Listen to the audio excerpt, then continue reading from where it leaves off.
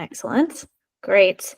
Thank you everyone for joining this December's proposal cycle. As you all know, it's an annual proposal cycle. I'm going to go ahead and send the link to the multi-org proposal that is out. As mentioned back in maybe October, this annual proposal cycle, we're actually going to be doing a multi-org proposal, which has been a trigger for some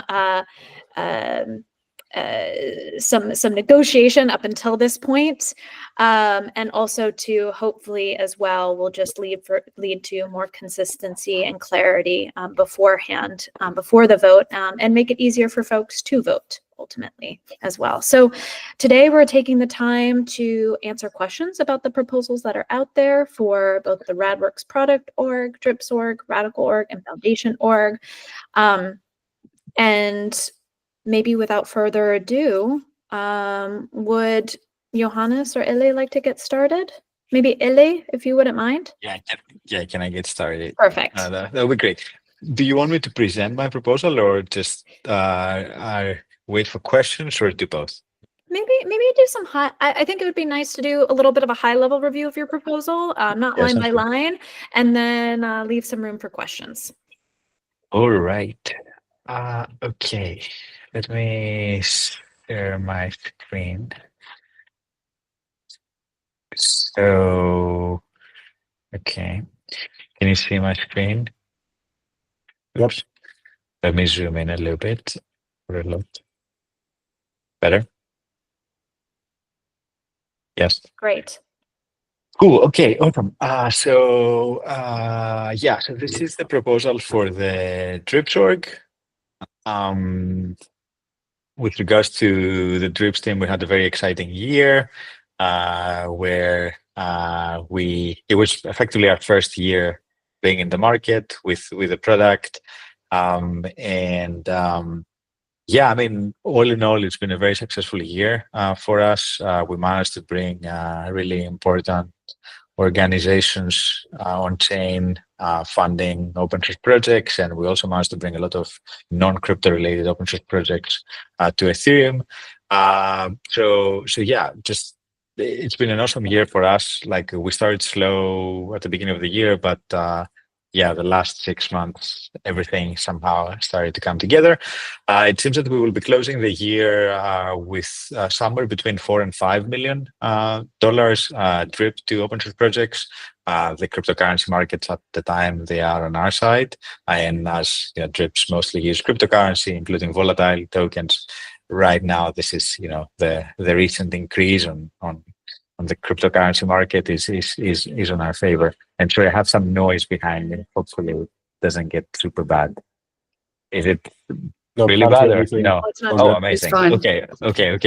So some highlights from last year. It seems that we're closing between $4 and $5 million drip.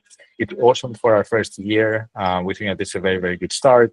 Some of the organizations that we've been working with, Protocol Labs is the biggest program we have to date, which is actually going live later this month. We work with ENS, we work with Octant. We have something in the works for a long time with the DEFCON team as part of the Ethereum Foundation. So lots of really exciting things. And then on the Scroll as well, that was another one, funding the commons. Yeah, there was a lot going on. And then on the recipient front, we managed to bring on-chain more than 200 projects, which is exciting. Some of those are, some big names out there, including Svelte, the famous open front-end framework that we all use here, Git2RS, which is part of the Rust programming language org, and many, many more. So that's kind of that. We have also many things in the works that do not end here. So you should expect a lot more announcements as well in Q1 from us. But with regards to this proposal, the high level is that our mission doesn't change. We remain focused on enabling FOSS developers to financially thrive. Current focus remains on establishing this idea of dependency funding as a new norm for Web3 communities. And with regards to our objectives for the year, you will see that we have the first major objective with last year, which is bring more capital flowing via drips. As I said, we're landing somewhere between 4 and 5 million towards open source. Next year, we want to bring this to 15 million. We think that this is a good stretch goal, but we think that we can do our best to make it happen. Let's see how far we're going to go with that. So the first objective is to bring more capital flowing via drips, grow the capital side. The second one, which is new, is basically to grow the graph. And the way we formulate this objective is to bring more nodes and edges. So what's that? We're realizing that the graph, this value graph of open source that Drips is constructing, is one of our differentiators. And now we want to be a lot more thoughtful with regards to how we go about expanding that. Still, the principles remain the same. Developer self-report, and this is the critical part of how Drips operates. But we want to look into adding more AI/data science capabilities with regards to assisting projects on setting their dependencies, recommending to both funders and projects, to do more there. And then additionally, we want to use some of those data capabilities to also go around this idea of blocked nodes within the Drips tree. If a node says, I'm not interested in participating at all, I'm not interested in redistributing 100% of my, whatever income I have to other projects, then effectively they're blocking the tree. And we want to, again, use AI in order to actually propose to the funders that this is a block node and propose to them an alternative list of their dependencies. So basically go around them effectively whenever that happens. And we don't have that many cases like that, but it's still a thing. The metric that we're looking at there is basically force projects in Drips that having at least one dependency that they're buying into this idea of redistribution. Right now, this number is around 60%. Next year, we want to bring this to 75, make this even more the norm within developers. So that's that. And then the last thing is basically start generating revenue, grow revenue. This is exciting for us. It's going to be the first time that this is happening. And our goal for next year is basically generate around 300,000 in revenue just for Drips. That's that. And then with regards to strategy, something else. We remain very funder focused, meaning that we continue to work with a group of values aligned ecosystems. We did this year. We want to continue doing the same thing. There are 15, 20 ecosystems in crypto that they are very well capitalized, have a lot of capital, and then also share our passion for funding open source. We want to continue working with them and co-developing the product with them, which is something that we've done this year and has been working quite well for us. And then, as I said, the new thing is basically adding more data science capabilities within the team. That's mostly it. With regards to organizational structure, we're gonna continue using the Swiss non-for-profit association that we've been using. Nothing's changing there. This is a member-based association with 5 of the contributors as equal members. And then communication, I think it doesn't change at all. And then with regards to the budget, we slightly lower than the budget that we requested last year. Last year we had a lot of expenses with regards to audits. These are not there anymore. So that's one of the major differences. Although this year we're taking on legal fees, which was something that previously we didn't have. So now that's basically like it's around 120K on legal fees. To be seen if we need them to spend that to get that legal advice, but we have that budget now as part of the Drips org. That's pretty much that. I mean, and then management of funds, we continue to use crypto only. We have a multi-sig that basically does these distributions, and that's that. I'll stop here. Questions? How much time did I use? 10 minutes. Okay. Does anyone have any questions for Uli?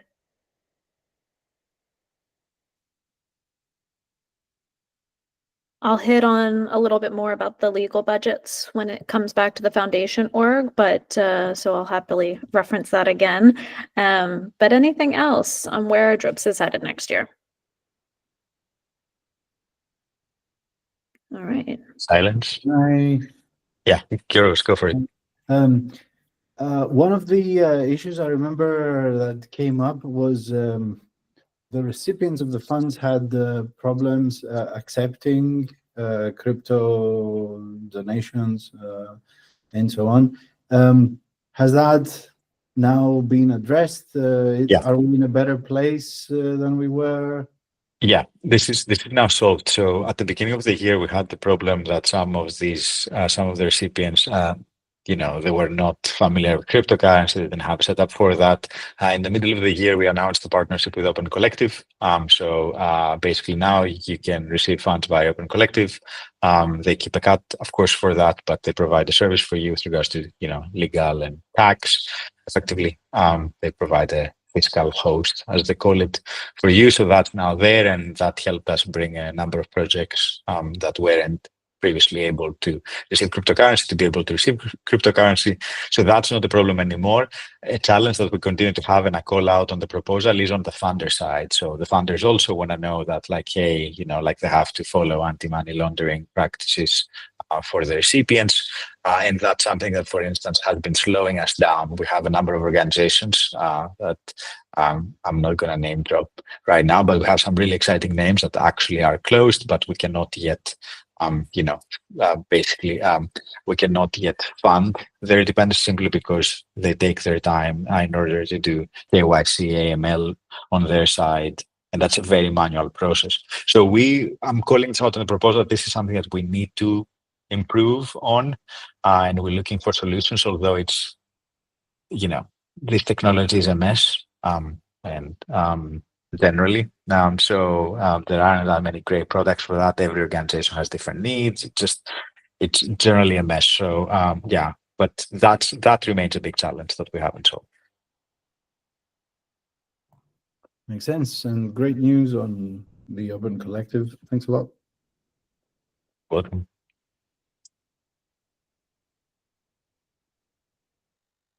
Cool.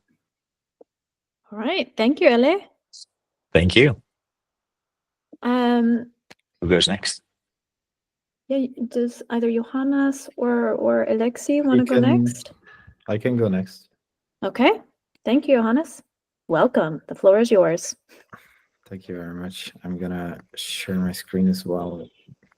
Give me a second.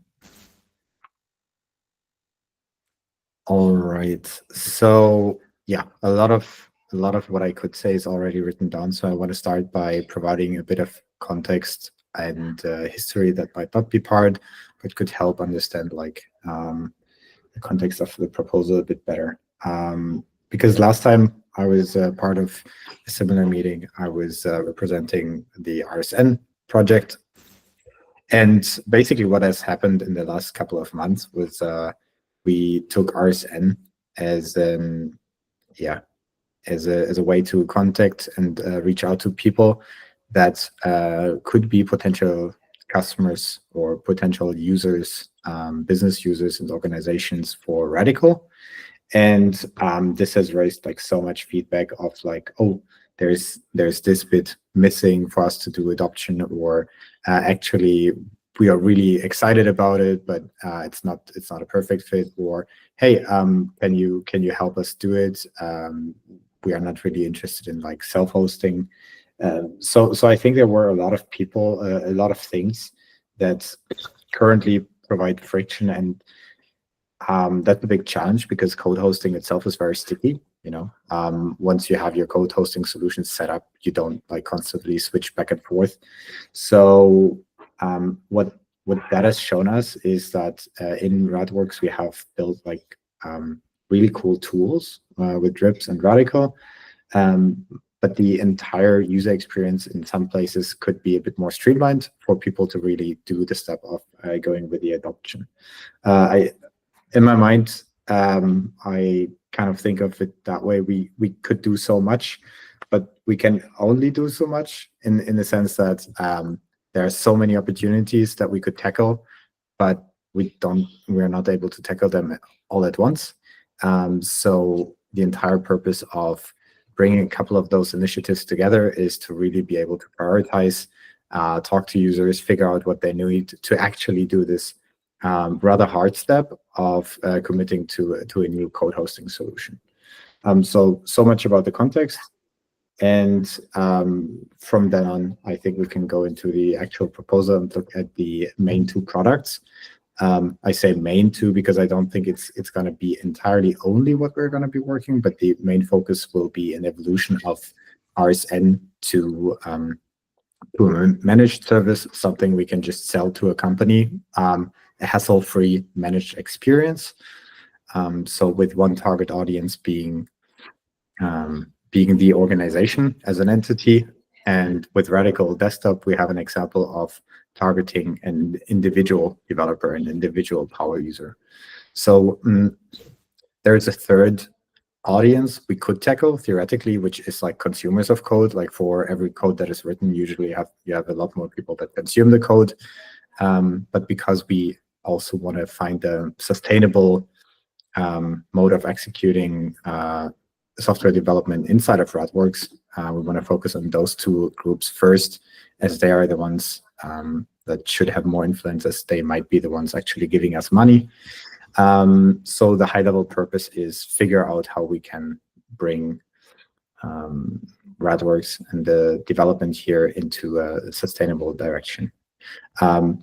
There are a couple of open questions, obviously, like what does sustainable mean in this context? How would we contribute like monetary value that we create by selling a packaged version of what we have developed here to the users? But in general, I think the effort will mainly be in the direction of driving adoption, which will benefit everything. So strategy, I would summarize as finding customers, handholding them through the process of switching to Radicle as a code hosting solution, figuring out their needs, developing what they need, and that in both the desktop application and the managed service. With the managed service, we are a bit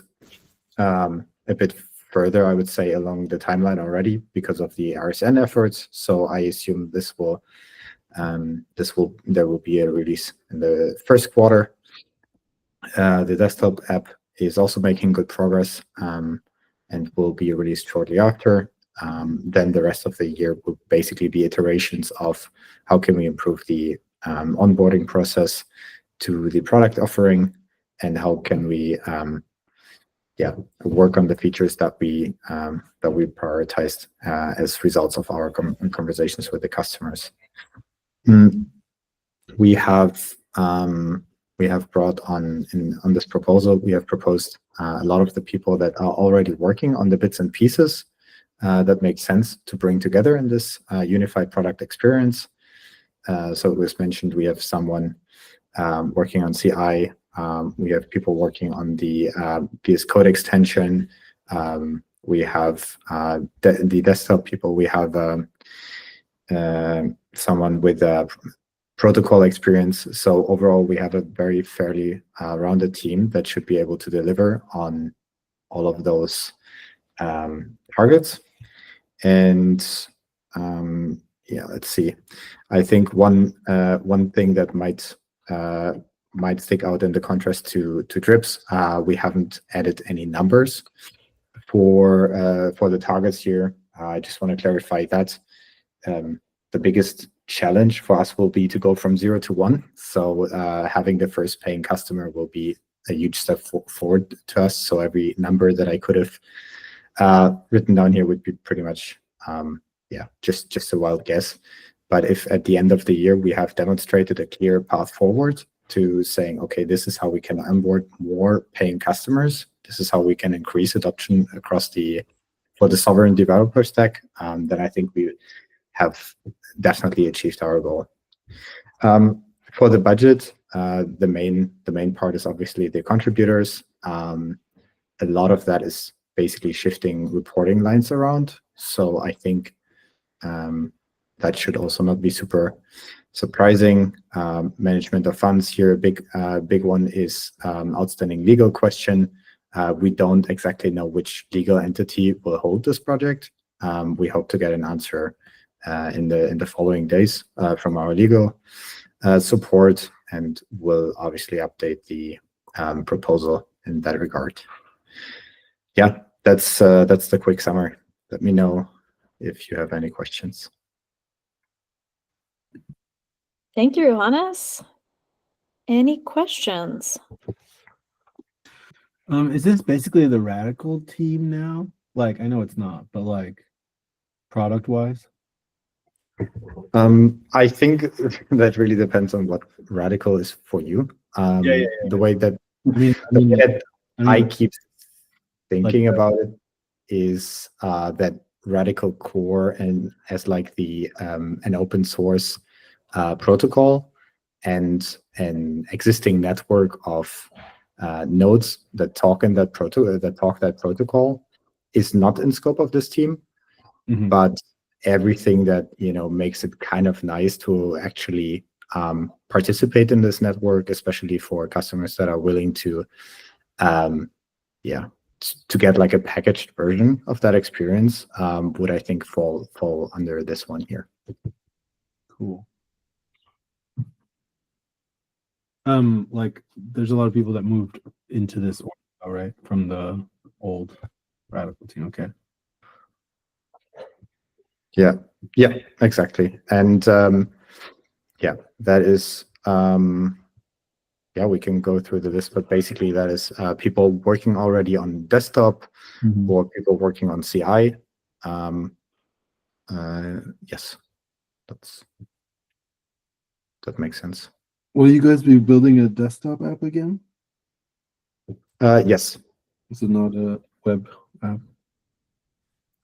Yeah, so we have really like two different audiences, I guess. And the different audiences are usually addressed in different ways. You can think of it that way. If you have an organization that wants to manage like all of the projects that they have, you can see it as like a simple website that lists it and allows you to clone a project. That's one thing. But for the individual developer, you can see a power user that might interact with the application hundreds of times during a day, where like having everything local first, just the way that Radicle itself works, makes sense. So you have like a high performance, local first experience. Cool. Interesting development.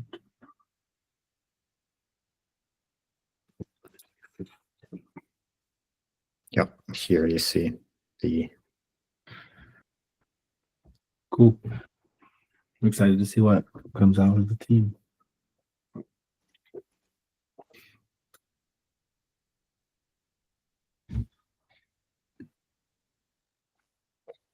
All right, thanks, Brendan. Anyone else have questions for Johannes?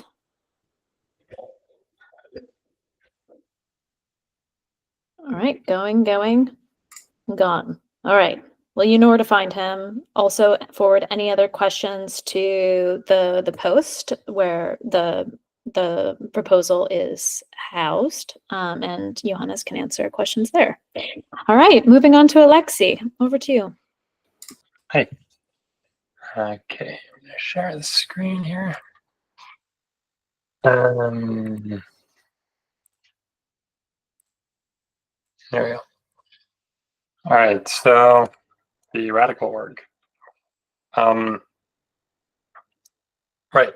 So the idea with the new Radicle org is essentially, so as you've seen with Johannes' proposal, this new Radworks Product org, whatever we call it, yeah, I think it's a Radworks Product org, is going to essentially take over a bunch of the more product-y stuff that we've been doing on the Radicle team, which will let us focus a lot more on the protocol and the CLI, because we were doing too many things. And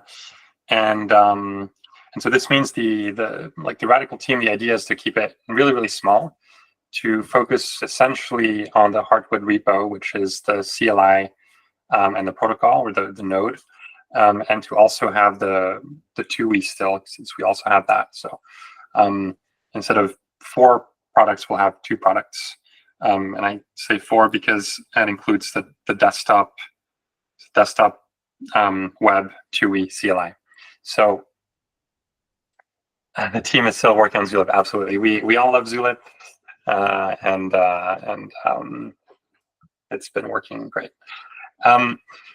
So yeah, the idea with the team is we'll mostly be part-timers, and we're going to be moving towards a grants-based approach as well, meaning instead of having kind of these open-ended contracts, we're slowly going to move to more and more grants-based, like lump sum 1-year grants to work on certain things, and that will be one of the nice things about that is that it'll put contributors, like internal and external contributors, on more of an equal footing as well, and we'll be able to essentially start to seek external funding as well, and say, okay, well, this person is now going to be funded externally and no longer from the Radworks pool of money.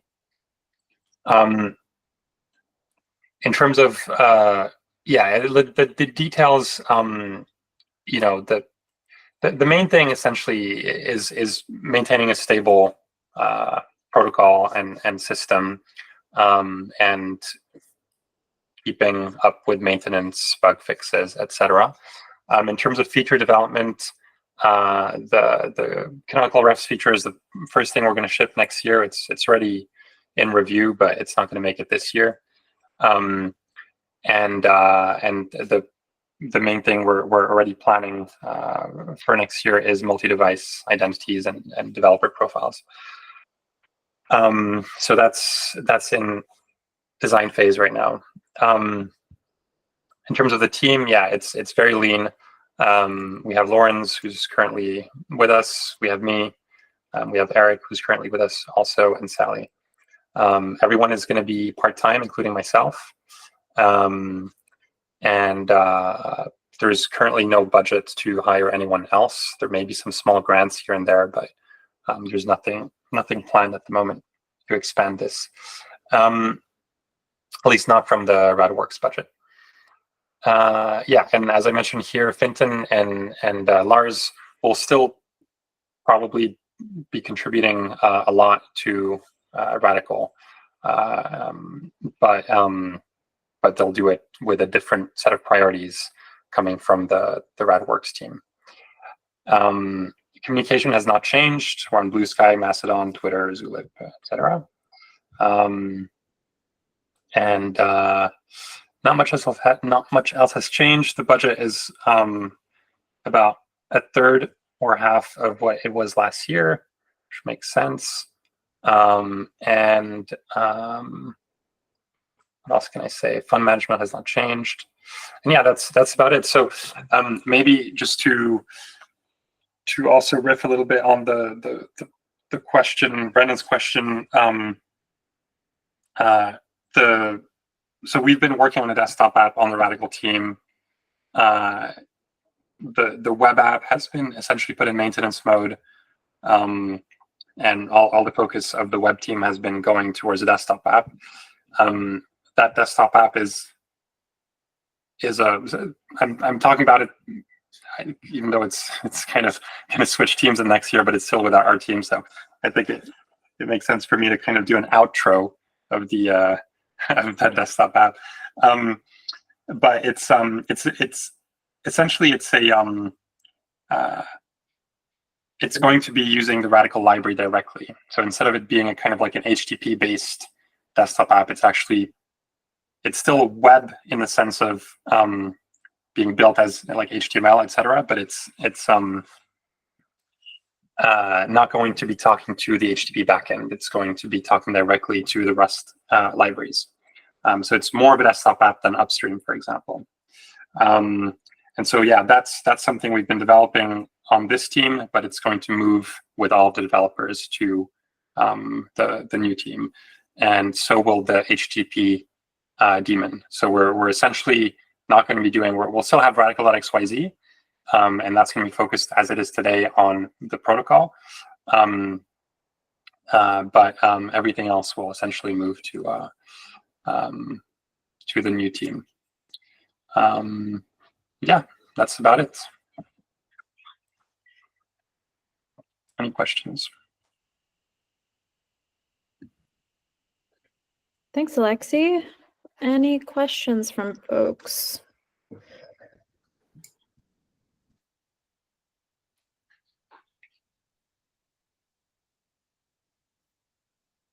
Any? Thanks for the congrats. Yeah, we just released 1.1 today. It's very exciting. I didn't check if anything broke actually, but I'm sure it's fine. All right. Well, if you think of any questions or comments, please forward them onto Alexi's proposal on community.radworks.org, and he can answer them there. Thanks, Alexi. We Cool. will then move on to the foundation org. And I will start sharing my screen.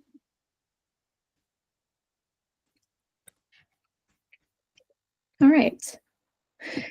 I think the biggest, maybe I'll start with some of the highest level shift for the foundation going into 2025. It's definitely a narrower focus for the foundation going into the new year. You'll see as we kind of touch on maybe the strategy or the objectives for next year is that, alongside just keeping up a foundation, which does take a bit of work, the focus will be on doing some basic, the minimum operations required to, facilitate the quarterly Radworks community calls, for example.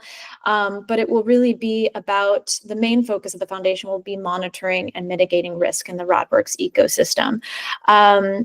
This is work that basically means consistent check-ins with orgs to understand how things are going based on our readings of the regulatory environment worldwide.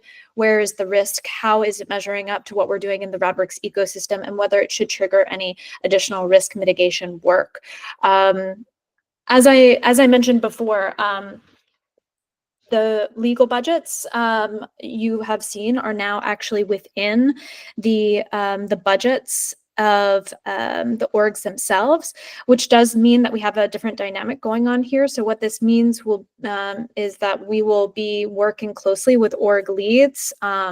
We at the foundation will be working closely with org leads to really closely define the potential risks that might be involved and what work we could do to mitigate that risk. And then that work would then be paid for by the orgs themselves, as opposed to being paid by the foundation directly.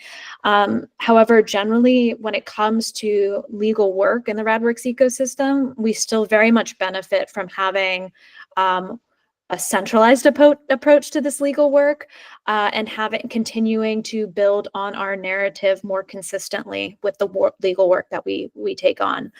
That being said, as I mentioned, we're going to be regularly monitoring this risk externally, how it impacts the Radworks ecosystem, and figuring out what legal work to do alongside org leads going forward.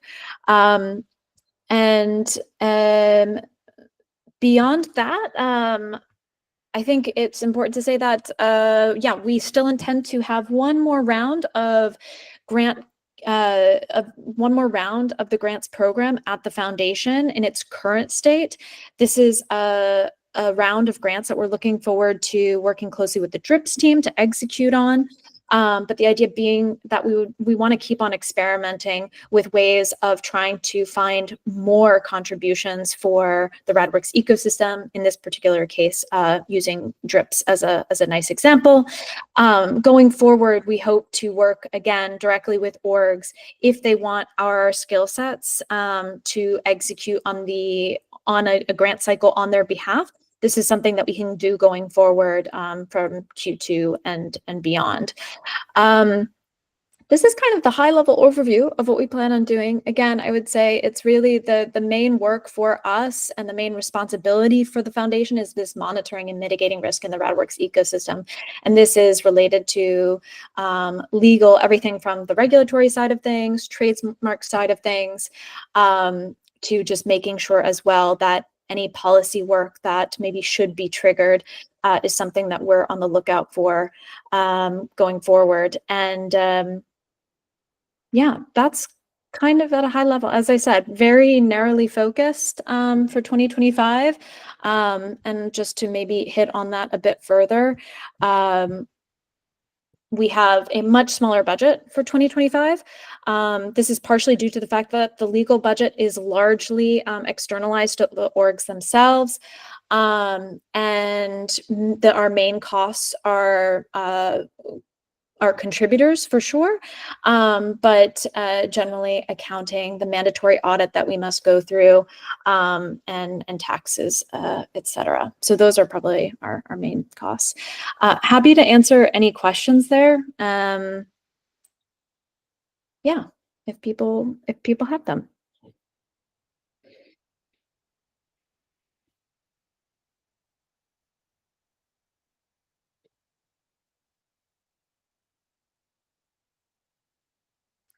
Anything? I'll take it as a no. But also, again, yeah, please feel free to take a closer look at the foundation org proposal. Write us notes. We'll respond. And yeah, happy to answer further questions. All right. Then that's it. Cool. Great. So now that we're at the end of this proposal review session, I guess like any outstanding questions for any of the org leads at this point before we close things out?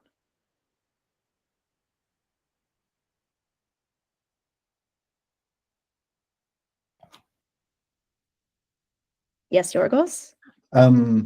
It's not a question for one of the proposals, but more of like the process for the multi-org proposal, next steps and so on. Maybe closing with that. Yes, we can go into that a little bit. I'm actually going to bring up, I want to bring up the dates on that I had posted before. Hold on just a minute. Yeah, let me present again.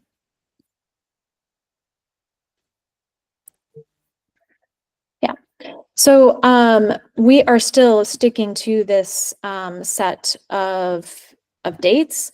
So basically what you can anticipate, thank you for asking about this, Yorgos. It's great to be able to kind of review this while everyone's on the call. So next steps would be next week. There will be a formal review posted on Discourse by the orgs, and the multi-org proposal will have like a formal review iteration of it. And so that's starting December 10th and going into December 16th. There's a formal review vote on Snapshot as usual. And then before December 17th, having a submission of the on-chain proposal, and voting on chain will take place between December 17th and about December 19th, December 20th. So we'll still be following that set of dates. I think the only thing that might change is, and this is maybe less important, it's more of an accounting thing, but if and when the proposal passes, that we'll be able to queue the time log, and instead of executing on the proposal right away, we might wait until January 1. From an accounting standpoint, it just might be a bit cleaner. So anyway, but that's getting into the nitty gritty. And basically, once we have an approved proposal, the funds are effectively there. It's just on us to trigger the actual transfer of funds. So thank you for the question, Yorgos. Are there any specific questions on next steps, perhaps, from anyone else?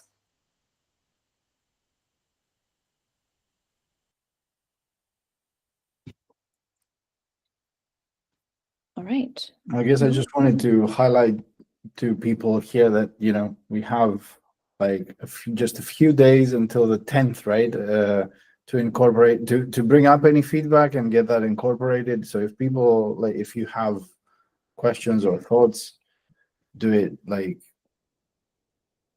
now rather than later. There won't be enough time. Very, very good point. So yeah, if you do have comments, concerns, approach org leads directly. Use the time wisely between now and December 10th, just so that whatever feedback you do give can be considered and maybe be taken into consideration for changes as the orgs do post their formal review on the 10th, Tuesday. Wonderful. Okay. Well, if no one has any other questions, I think we can go ahead and end things here. Thank you all for participating, for your questions, for your time. Please submit questions and please vote starting on December 10th. You'll see some reminders in Discord about this. So yeah. You can be monitoring these kind of cycle milestones within Discord. Cool. All right. Thank you, everyone. Have a good rest of your day, evening, etc. Bye. Thank you. Bye. Thank you. Bye. Bye bye.